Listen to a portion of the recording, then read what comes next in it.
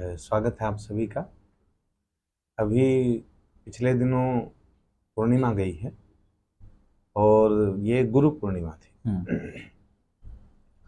गुरु पूर्णिमा को जाना जाता है कि गुरु के लिए आप समय निकालें। हालांकि 24 घंटे गुरु जी का ध्यान होना चाहिए, लेकिन एक विशेष तिथि गुरु जी को समर्पित की गई है। और जब मैं कांवड़ यात्रा में था, मुझे एक साधक मिले, हमारे एक व्यूअर, और उन्होंने एक विषय पर ऑब्जेक्शन दिया, जो जो 1 2 3 की शूद्र वाली गिनती थी, आपको याद है उसकी।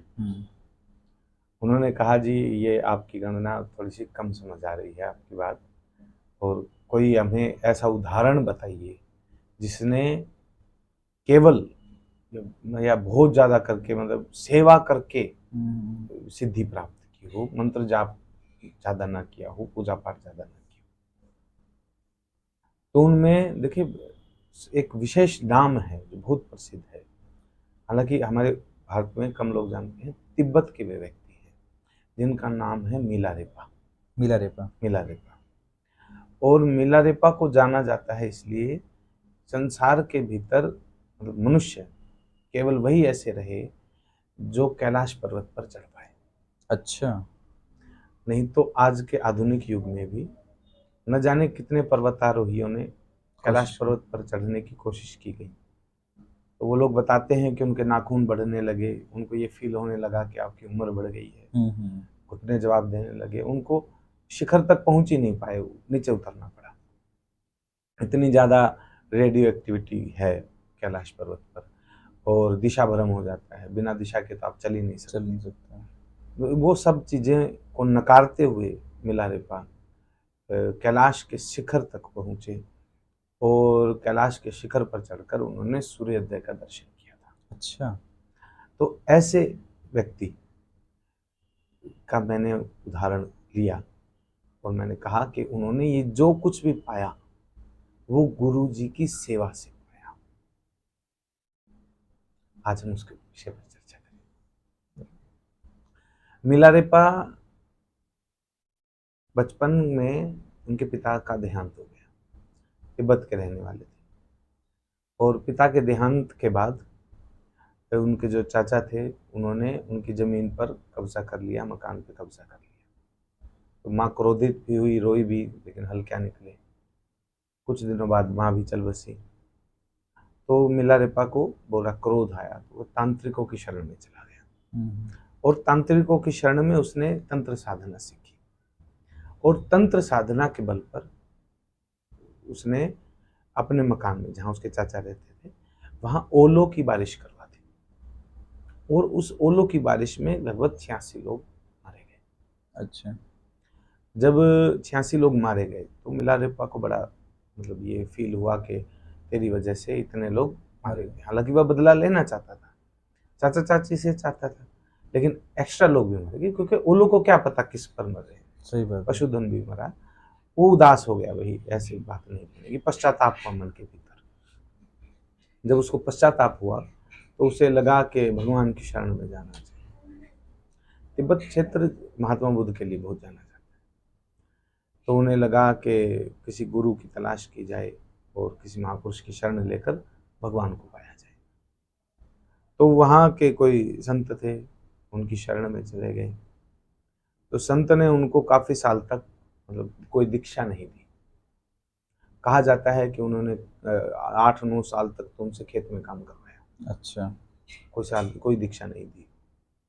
फिर उसने मिलारेपा ने अपनी गुरु माता से कहा कि थोड़ी सिफारिश कर दो जी, मुझे दीक्षा दे दे। तो गुरु माता ने सिफारिश कर दी। वो बीच बीच में क्या करता था वह, कि जहाँ दीक्षा मिलनी होती वहाँ जाके बैठ जाता। गुरु जी को पता लग जाता भाई ये आ गया है, उसको पीट कर भगा देते, डांट देते। अच्छा। वो नहीं मानता, फिर आ जाता, फिर भगा देते। ऐसे काफी साल निकल गए, उसको दीक्षा नहीं दी। लेकिन एक बात का वह पक्का था, उसने न गुरु को छोड़ा, न गुरु की सेवा को छोड़ा। ये भी कहा जाता है कि जिस समय उसने कहा कि गुरुजी मुझे ब्रह्म ज्ञान दीजिए, तो गुरुजी ने कहा कि देख ब्रह्म ज्ञान बड़ा कठिन होता है, साधना करनी पड़ती है, रहना पड़ता है। मिलारेपा ने कहा जी ठीक है, मैं रह जाऊंगा यहाँ, मुझे भोजन का इंतजाम कर देना और ब्रह्म ज्ञान दे देना। तो गुरुजी ने कहा कि देख, दो चीज़ों में से एक चीज़ मिलेगी, या तो ज्ञान ले ले या फिर भोजन ले ले। तो उसने कहा ठीक है, तो वह निकल गया, वह मांगना शुरू किया उसने, और साल भर के भीतर बहुत सारा अनाज मांग कर ले आया, बर्तन ले आया पकाने के लिए। और गुरुजी के पास वापस आके बोला जी मैंने इतना इतना अनाज इकट्ठा कर लिया है, भोजन का इंतजाम मैंने कर लिया, अब मुझे दीक्षा दे दीजिए। मतलब बड़ा विद्वान था इसमें। गुरुजी ने तो भी इसको दीक्षा नहीं दी। तो गुरु माता ने सिफारिश कर दी, तो गुरुजी बोले चलो कोई बात नहीं है, दीक्षा दे देंगे, तुम मेरे बेटे के लिए एक 3 कोनों का मकान, कमरा बना के दे और मैं तुझे दीक्षा दे दूँगा, और अकेले बनाना है। अच्छा। तो उसने ईंटें जोड़ी, कंकर जोड़े, 3 कोनों का मकान बना दिया।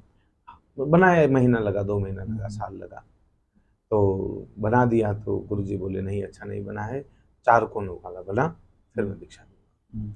उसने 4 कोनों वाला बनाया, साल भर लग गया। फिर गुरुजी ने कहा नहीं, अच्छा नहीं बना है, 5 कोनों वाला बना। तो उसने 5 कोनों वाला बनाया। फिर उसने 6 वाला बनाया, 7 वाला बनाया, 8 वाला बनाया। बहुत समय लग गया, लेकिन उसको दीक्षा नहीं मिली। वह बहुत परेशान हो गया। गुरु माता भी सोची देख मान नहीं रहे हैं, तो उन्होंने एक झूठा पत्र अपने किसी शिष्य को लिखा, गुरु माता ने। अच्छा। और संदर्भ डाला गुरु जी का, भाई आप ऐसे ऐसे ये मिलारेपा है, इसको दीक्षा दे दो। अब शिष्य ने, जो दूसरा शिष्य था, उसने लेटर पढ़ा, भाई गुरु जी ने लेटर भेजा है, इसको दीक्षा दे दो, दे देते हैं। गुरु जी का आदेश मानते हुए दीक्षा दे दी, मंत्र बता दिया, लेकिन कोई असर नहीं हुआ। मतलब अनुभव जो आना चाहिए, सही बात है, वह अनुभव नहीं मिला। अब शिष्य भी परेशान, मिलारेपा भी परेशान। 20 साल हो गए सेवा करते हुए, और दीक्षा मिली है तो अनुभव नहीं मिल रहा, फल नहीं मिल रहा, अनुभव नहीं है बिल्कुल भी। वहाँ शिष्य भी परेशान, जो जिसको पहले मिल चुका था, उन्होंने कहा मैंने दीक्षा दी है और नेगेटिव जा रहा है, उसको अनुभव नहीं हो रहा। गुरु जी से बातचीत हुई, गुरु जी ने कहा ये पत्र झूठा है, चल तेरी मान्यता भी रद्द। अच्छा। हाँ, तुझे पता नहीं लगा, मेरा आदेश है नहीं है। और मिलारेपा को खूब डांटा। अब मिलारेपा परेशान हो गया। मिलारेपा ने सोचा दीक्षा मिलनी नहीं है, जिंदगी खत्म होने वाली है, इतने साल हो गए, बीत गए। सही बात है। और वो मरने के लिए चल पड़ा। जब मरने के लिए चल पड़ा, उसके आत्महत्या जैसा प्रयास उसने कोशिश की, तो गुरुजी ने सोचा चलो इसको दीक्षा दे देते। गुरुजी ने कहा ठीक है, मैं चाहता था कि तेरे थोड़े कर्म कट जाएं, लेकिन तू देरी करता रहा, तू चोरी करता रहा बीच में। चोरी मतलब बीच में आके बैठ जाता, कभी तू कुछ करता, कभी कुछ करता, वो चोरी ही है, और इसीलिए तू लेट हो गया। चलो कोई बात नहीं, आज मैं तुझे दीक्षा देता हूँ। गुरुजी ने उसको दीक्षा दी। तीसरे दिन डाकिनी के दर्शन हुए उसको। देखिए हमारे यहाँ जो डाकिनी है, डाकण शब्द यूज करते हैं, वो भूत प्रेत के लिए, नेगेटिव के लिए माना जाता है। लेकिन तंत्र में डाकिनी और शाकिनी 2 दिव्यात्माओं का जिक्र है, और तंत्र की बहुत बड़ी विद्याएं हैं। अच्छा। तो उसको तीसरे दिन डाकिनी के दर्शन। डाकिनी ने कहा तुम क्या जप रहा है, इसमें ब्रह्म ज्ञान नहीं है। अच्छा। अब शेयर किया उसने अपने गुरुजी से। गुरुजी से कहा कि गुरुजी मुझे डाकिनी ने दर्शन दिए हैं और कहा है क्या जप रहा है, तो इसमें ब्रह्म ज्ञान नहीं है, ये वह ज्ञान नहीं है। अब गुरुजी को हालांकि पता, उन्होंने कहा अच्छा, तो इसका मतलब है मेरे पास भी नहीं है, तो चलो पापा मेरे गुरुजी के पास चलते हैं। अच्छा। भाई कहाँ रहते हैं? वो भारत में रहते हैं। वो भारत आए, नेपाल के क्षेत्र में, वहाँ अपने गुरुजी से मिले दोनों। मिलारेपा उनके गुरुजी से, उनके दादा गुरु से मिलने आए। दादा गुरुजी से जब बात शेयर की, तो दादा गुरु ने कहा भाई ये तेरे अनुभव नहीं है, ये अनुभव किसका है? डाकिनी के दर्शन हुए हैं। तो उसने कहा जी मेरा शिष्य है। मिलारेपा का? अच्छा अच्छा, जो उनका गुरु से, पता नाम याद नहीं है मुझे। और उन्होंने कहा कि मेरे शिष्य का अनुभव है, उनको बुलाओ। मिलारेपा को सामने बुलाया गया। उन्होंने कहा भाई बहुत दिनों बाद सूर्य उदय होगा। जो दादा गुरु थे उन्होंने पहचाना ये तो बहुत बड़ी, जिसको डाकिनी के दर्शन हुए हैं, तो मतलब बहुत गजब विद्या है इसके पास। अच्छा। कैसे मिली? उसकी सब सेवा का फल था। 3 दिन की साधना से फल सही मिलता है। बात है, 3 दिन की सब साधना। सेवा का फल था। तो उन्होंने कहा कि ब्रह्म ज्ञान, उनका यहाँ नहीं, हम्म, ऐसे नहीं मिलेगा। हम्म, तो कैसे मिलेगा ब्रह्म ज्ञान? मैंने कहा कि कैलाश पर्वत पे चढ़ जाओ, हम्म, फिर ब्रह्म ज्ञान मिलेगा, जो ज्ञान वह चाहता था। सही बात। अब उसने कहा ठीक है जी, हम्म, बोले चल पड़ा। हम्म, उन्होंने कहा कैलाश पर्वत पे कोई नहीं चढ़ सकता भाई, हम्म, दुर्लभ है, बहुत मुश्किल है, हम्म, रास्ता कठिन है, चढ़ नहीं पाते लोग, हम्म, गिर जाते हैं, मर जाते हैं। मैंने कहा नहीं जाऊंगा, गुरुजी ने कह दिया बात करो। हम्म, और वो चल पड़ा। हम्म, बताते हैं एक और भिक्षुक उनको मिला रास्ते में, हम्म, उसने कहा कि चलो मैं भी चलता हूँ, कोई खास बात नहीं है। वो बौद्ध भिक्षु था। हम्म, और हम जो सबसे आगे चढ़ेगा, पहले चढ़ेगा, उसके अधिकार क्षेत्र में कैलाश आ जाएगा। अच्छा। मैंने कहा ठीक है। अब चलना शुरू किया तो बौद्ध भिक्षु आगे निकल गया हम्म, और मिला रे आराम करने लगे। हम्म, बौद्ध भिक्षु से चढ़ा नहीं गया अच्छा। कैलाश, उसके बस की बात ना रही, पीछे आ गया। हम्म, और मिला रे कैलाश के ऊपर चढ़े और कैलाश पर चढ़कर उन्होंने सूर्योदय देखा अच्छा। और तब उनको ब्रह्म ज्ञान की प्राप्ति हुई। अब ये देखिए, यहाँ मेरा निजी मत है, कैलाश पर चढ़ना किसी पर्वत पर चढ़ना नहीं। पर पहाड़ पर तो अभी ये चढ़ने की कोशिश कर रहे हैं, नहीं चढ़ पाए ना, सही बात। वो कैसे चढ़ा होगा? यहाँ कैलाश पर चढ़ना, ज्ञान को प्राप्त करना अलग विषय है।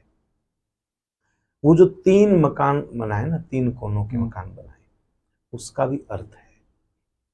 जो 4 कोनों का मकान बनाया, उसका भी अर्थ है।